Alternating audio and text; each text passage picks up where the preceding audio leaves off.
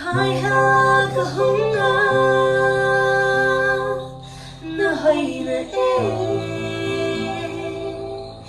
ti chu Phai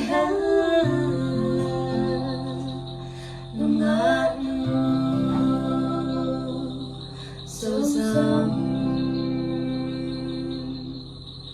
sâu dám hay là chỉ cái ta nghe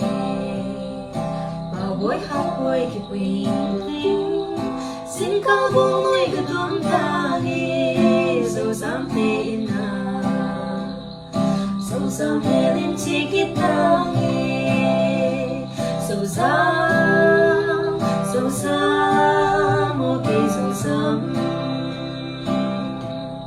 sâu dám hay là chỉ cái ta nghe bao buổi hát buổi cái bình tĩnh xin cao buông nuôi cái tuôn ta nghe sâu dám tên sâu dám hay lên chỉ cái ta nghe sâu dám ok sâu